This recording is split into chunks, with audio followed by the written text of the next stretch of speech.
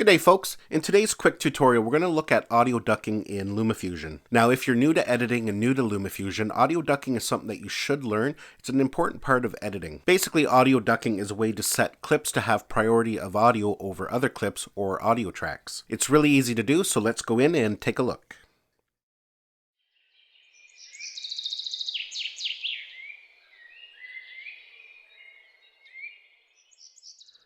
Now, if you're new to editing in LumaFusion, audio ducking is something that you should learn. It's really easy to pick up. It can make the editing process a lot less tedious. Now, I've got some clips here, and we'll just use this as an example of what audio ducking is. It's a YouTube video that I'm working on right now. So I've got some clips here, and I've got an audio track. Now, the problem is when we go to play it, I live in Canada, so the climate can get pretty cold here this time.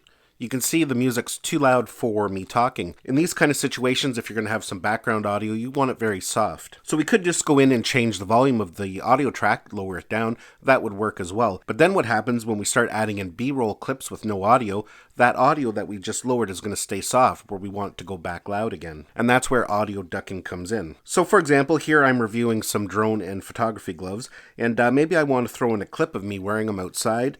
So let's just drag a clip like that down. We'll just shorten it down a little bit. So when we go to play this clip, I want where I'm speaking here to be the most prominent. I just want the audio track to be playing softly in the background. However, when we get to this B-roll clip here, I want the volume to go back up to the normal volume, and that way it's just a little more interesting for the viewers. But then when we get back to this clip, I want it to go back down. I want the audio track to be lowered, and that way you can hear me speaking. And then after that, maybe we want to add some drone footage. So now let's get things set up here. So right now, like I said, if we play it, I live in Canada, so the climate can get pretty cold here this time of year. Now these gloves do have... It just doesn't work. So what we have to do is set some properties for the different tracks. So we're going to take our main track here. We'll double click it. And we're going to make sure we're on audio. And then over here under configuration, we're going to set that to master. And now if we go down to our audio track, same thing, double click it. We're going to go to configuration, and we're going to set it to auto. Now these B-roll tracks that I have do not have any audio, but now we're going to go to our next track where I'm talking, and again we have to set it to master. So go to configuration and set it to master. Now normally you wouldn't have to go and set every one to master, but I had already cut them before I had set the properties. So if we go farther down in the video, this is the whole track. I haven't edited or done any cuts yet.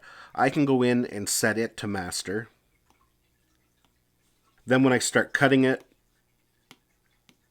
all those clips will still retain its master status. It's only when you start adding different clips in with speaking that you'll then have to go in and set them to master as well. So now let's go back to the beginning and see what we have here. I live in Canada, so the climate can get pretty cold here this time of year. Now these gloves do have a lot of features. First of all, they feature 3M thin slate.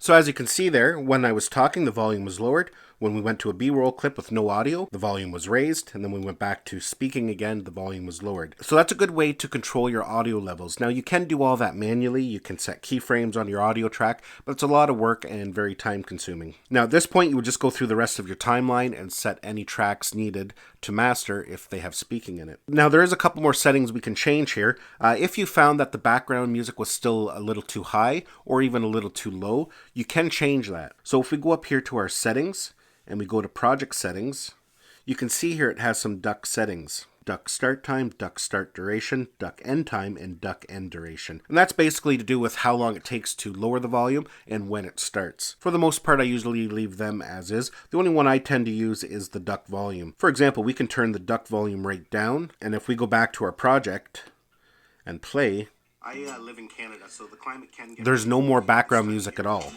until we get to the B-roll clip. Now these gloves do have a lot of features. First of all, they feature... So that definitely is a setting that you may want to adjust. As you can see, audio ducking is very simple and very useful. It doesn't take long to pick it up at all. Well folks, that's the end of my LumaFusion audio ducking tutorial. Give this video a thumbs up if you found it useful. Don't forget to subscribe to my channel so you don't miss any of our upcoming videos, and we'll see you in the next one.